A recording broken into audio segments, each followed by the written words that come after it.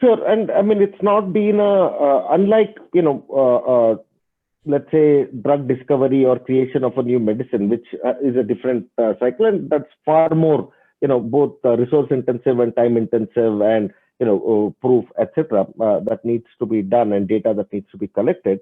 Our approach specifically, at Evolve Tech is a little different. So it doesn't need that level of R&D, but needs significant amount nevertheless, right?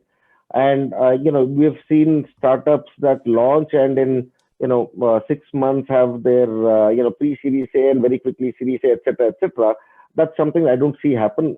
For us, it's taken us 2 years before we're ready to launch. We've just done a kind of a beta launch earlier this year, and we're getting ready round the corner for a formal full-on launch, right? Where we take it.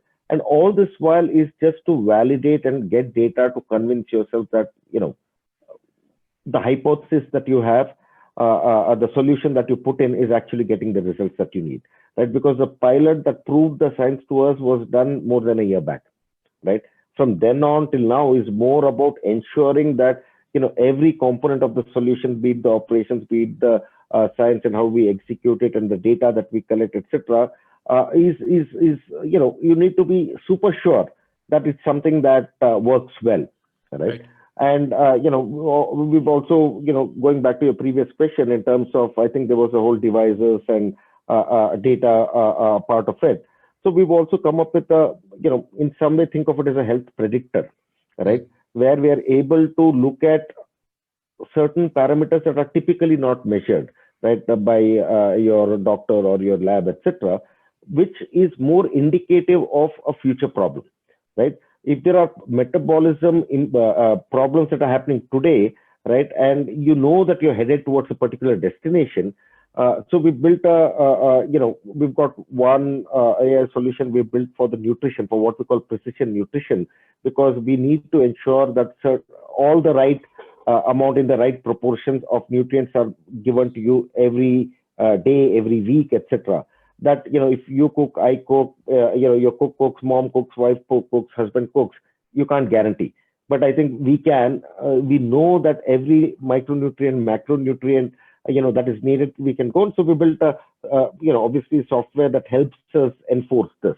Similarly, on the diagnostic side, we built another AI system which is called Alt Life Diagnostics, AI.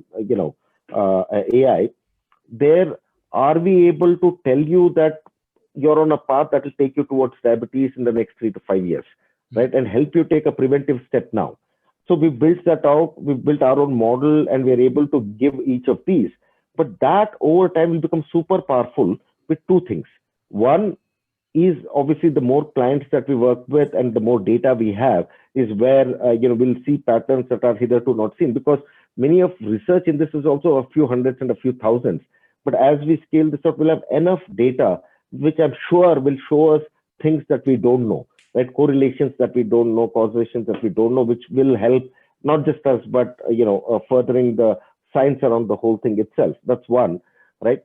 Second is we will be able to, give you early warning signs much before a problem kind of erupts, so that you're able to take a preventive, proactive kind of a step. So, and devices play a critical role there again. Like you said, I mean, forget the sci-fi nature, we'll get there as well. But I think there's a lot of data points that we need to collect, right? Be it certain components in your blood, be it certain things, measurements. It could be as simple as your weight. It could be a simple thing as your waist size, right? And what is the trend of it? It could be simple levels of blood sugar and some of these parameters, but there will be changes in the way this gets done in an easy way, so that we're able to get all of that data. And if you look at a self-driving car, if you look at any kind of application of AI, it is based on a lot of data. And I think for you to take a preventive, proactive, or any kind of advanced view on health, you need to collect all of the data. And I think there will be easy ways to get those with disruptions that will happen in each of these components of the value chain.